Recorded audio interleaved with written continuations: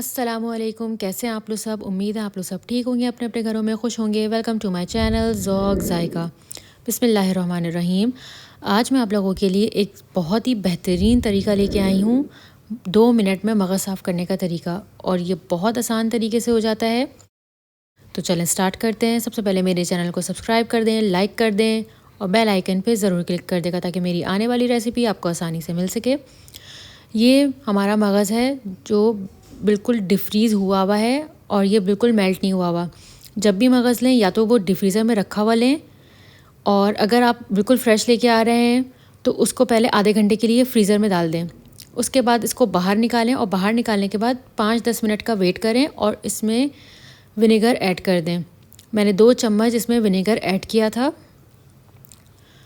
और vinegar add करने के बाद इसमें चिल्ड वाटर जाएगा, बहुत ही ज़्यादा ठंडा पानी।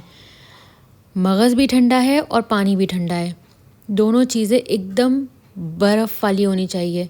अभी ये आपको दिख रहा होगा कि मगज़ बिल्कुल इसमें बर्फ़ जमी हुई है। सेम आपको इसी तरीके से मगज़ लेना है, इससे बहुत आसानी से मगज़ साफ़ हो जाता है। और इससे ये होगा कि ये जो इसमें जो नसें हैं वो जमी हुई होंगी, और जैसे ही आप इसको अपने हाथ उंगलियों से खींचेंगे ये आराम से खिंच जाएगी। ये देखें किस तरीके से आराम से, कितनी आसानी से ये खिंच रही है, क्योंकि मगज़ की जो नसें होती हैं वो एकदम बर्फ़ जम जाता है उसमें, और वो आसानी से एकदम हार्ड होके फ़ौरन खिंच जाती है। इसी तरीके से मैंने पूरे मगज़ को साफ़ कर लिया है। अंदर अंदर से आप उसको हटा के ऊपर नीचे देखिएगा, जहाँ कहीं पे भी आपको ब्लड या इस तरीके की नसें नज़र आएँ वो आसानी से निकल जाएंगी।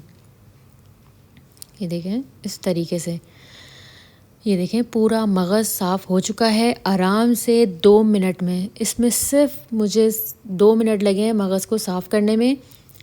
आप इसी तरीके से मगज़ साफ़ करेंगे, आपको कोई ज़रूरत नहीं है मगज़ को उबालने की, आप इसी तरीके से मगज़ साफ़ करिएगा। मेरे चैनल को लाइक कर दें, शेयर कर दें और बेल आइकन पे ज़रूर क्लिक कर देगा। टेक केयर, अल्लाह हाफ़िज़।